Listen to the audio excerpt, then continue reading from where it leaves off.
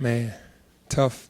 Kobe Bryant meant a lot to the world, to the basketball world, to all of his fans, to a ton of people who probably weren't even basketball sports fans, just fans, period, of his.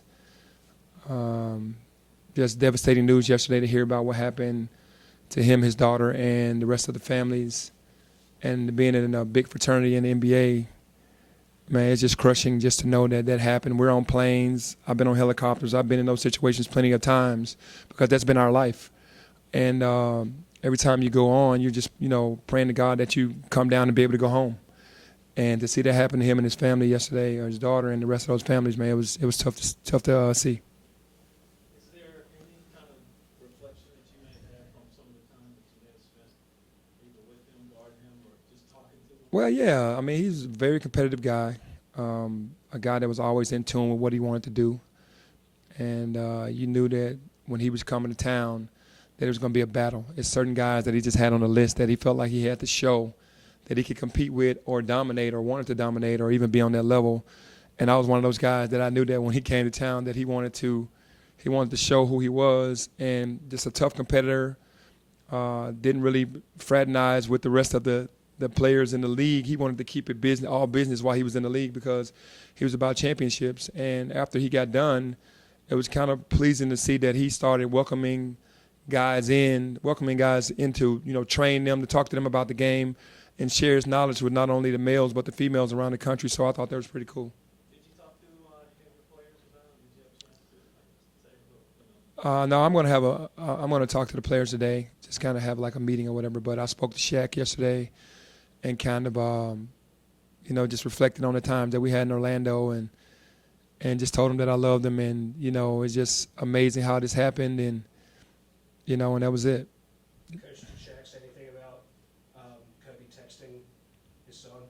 No, we didn't get into detail like that. We just kind of talked to each other. He told me he loved me back, and that was it. But nothing more than that.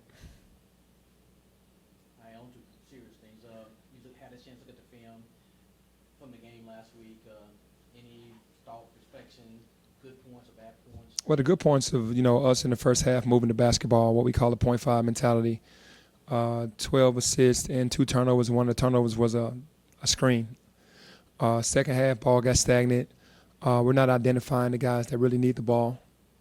It's kind of like a system where we kind of give everybody freedom, and I think that freedom is used at the wrong times, and we got to get the ball to certain people. It just is what it is. It's always been a pecking order in life, and on this team, we keep missing the people that really need the ball, honestly.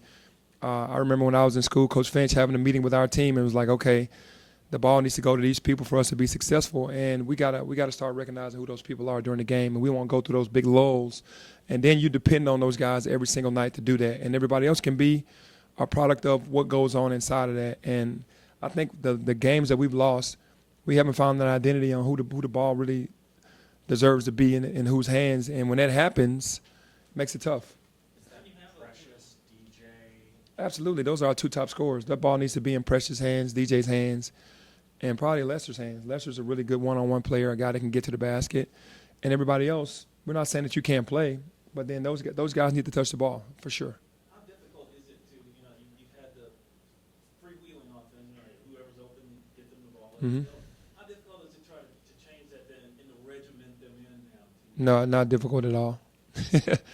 I mean, we're at a position right now where we got to finish the season strong. There has to be some accountability. We've given them a ton of freedom over the year. I mean, we went on a 10-game winning streak, so the freedom has worked.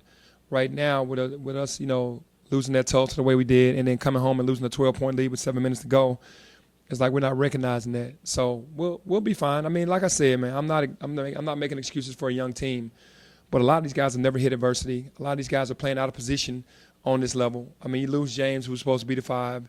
Malcolm's supposed to come back and be the 5. Now we've been playing Precious at the 5 97% of the game.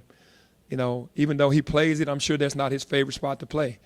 DJ goes to the 4. That's not his favorite spot to play, but we have to do what we have to do. And other guys just have to step up, but they have to get it right. We have to get it right to move forward for sure. You've made some changes over the last couple of weeks, 2-3 weeks. Did you see enough against SMU where maybe this next game there won't be as many changes, or are you still looking to make changes? Changes as far as Just anything, I mean, there was a change in the starting lineup, there was, yeah, we did that before the conference started. We're really after the Tulane game going into conference at in Wichita, we stayed with the same group, but I think that you're starting to get a feel now that conference is going on, what's going to work. And the biggest thing is the guys, the commitment that they need to have to one another and the sacrifice. I think a lot of the sacrifice that they came in with is kind of gone out of the door with the freedom that they have.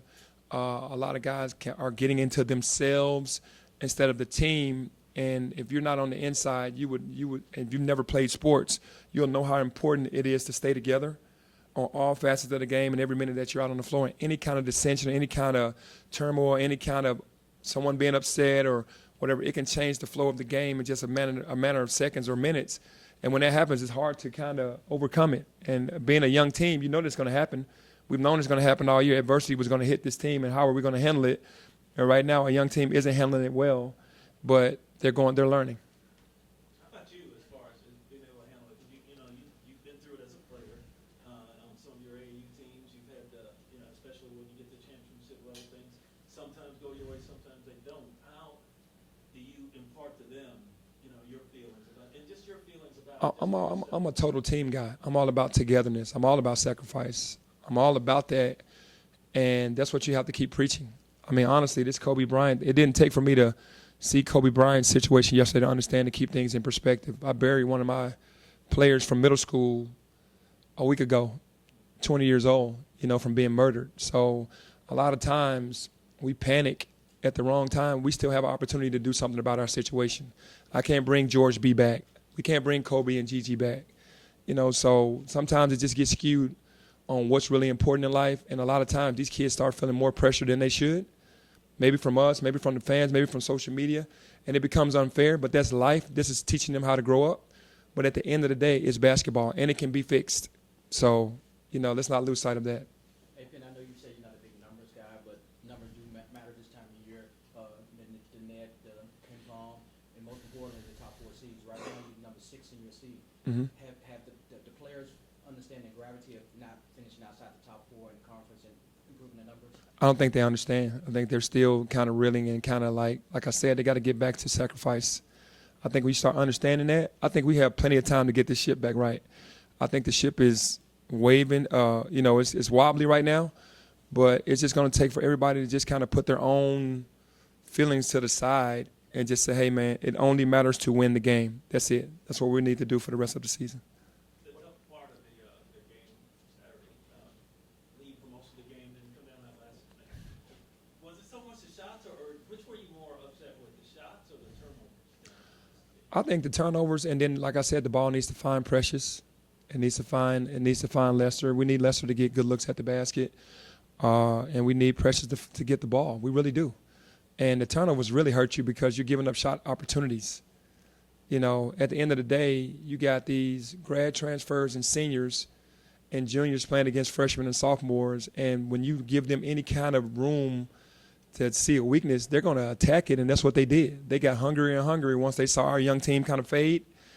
And, again, letting the offensive end affect the defensive end at the end of that game like we did in Tulsa, it's just not a good deal. I think the kids want to play well. I think they just don't know how to get out of their own way once the game starts and things don't go their way. It's the adversity that's hitting them for the first time on this level. And like I said, there's a lot of basketball left. We're going to keep coaching. We're going to keep teaching. We're going to keep supporting. But the sacrifice has to come from everybody. Do you expect to keep using Boogie the way you did against SMU? You think he's kind of might be the answer to the revolving door? He's an X factor for sure. He's a guy that we've needed pretty much all season, and he struggled when the league first started, conference first started. But he's the hardest worker on the team, so you root for a kid like that, and his hard work paid off, even though we got a loss. But I was happy for him, and he's a guy that we are going to be looking for to make plays for us. We've been looking for that all season, so now we're going to support that, and everybody else is going to have to support it as well. You mentioned, I guess the word you used was dissension, like just some turmoil in the locker room. Is that It's not turmoil. It's just with young kids, they don't know which way to turn. We got a lot of freshmen. What I mean by turmoil is everything's not going to work your way. You just got to move on to the next play. So that's the problem with having a young team. Like when problems start to happen, they kind of go down instead of just moving on to the next play. And obviously, they've never been through it before. So, it's something that we have to keep working on. It's very tough to coach all freshmen and sophomores because you're going to deal with the ups and downs. And we knew adversity was going to hit, but they didn't. They thought everything was going to be peachy all year. You go on a 10-game win streak, they think it's going to be that way for the rest of the year. And we warned them, but it wasn't enough. Now that they're in conference, they see how serious it is. Do you look at your NCAA tournament resume, or do you have to just kind of put your head down? No, I just put my head down and coach because I feel like if we can come together and do what we need to do, then we'll be fine.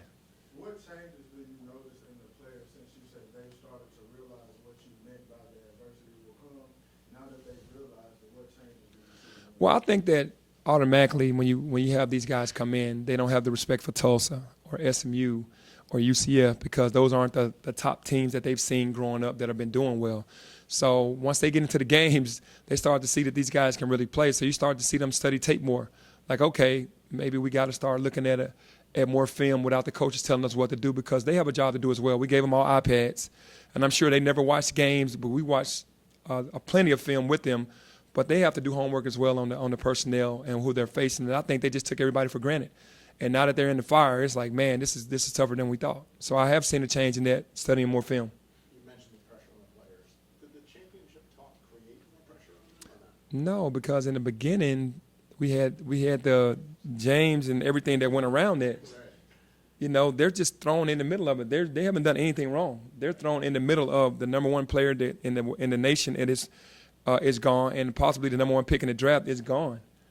You know how that can be gut wrenching and be like, man, what just happened?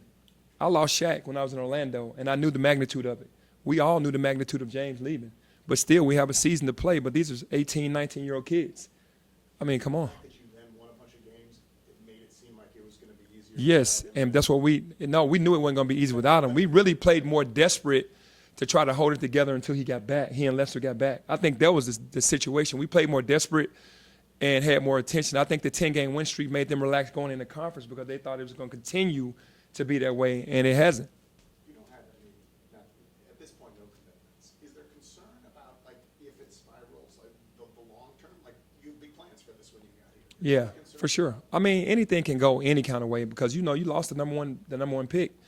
But you have to keep fighting. I got into this to try to get the team and get the city back relevant, to try to win a national championship. And I think we've done a damn good job in 2 years on bringing names in here and winning games. I mean, we're 14-5. We're not 5-14. And last year we won 20-plus games and made it to the NIT.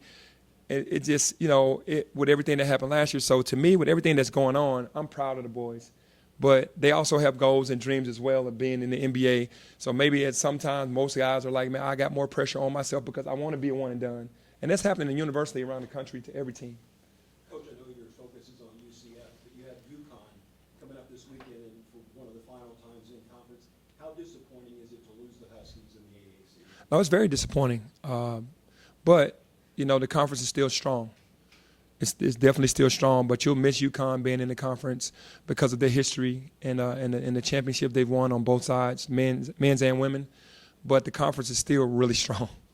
Hey, last week you said you focused more on Memphis versus SMU. Mm-hmm. Is the focus still more on what you're doing versus what UCF is doing? I think a lot of the things that we're doing are self-inflicted. I'm not taking away from any other team. I think that the things that we need to do, we just got to shore it up, and we got to get back to the basics in the game. We got to box out.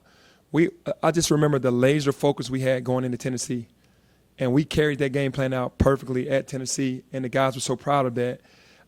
I think lately we just haven't really been able to mentally get locked in with all guys across the board for whatever reason, maybe the youth, to get back to that mental space going into every game. I think if we do that, we'll be just fine. Thank you. All right, thank you.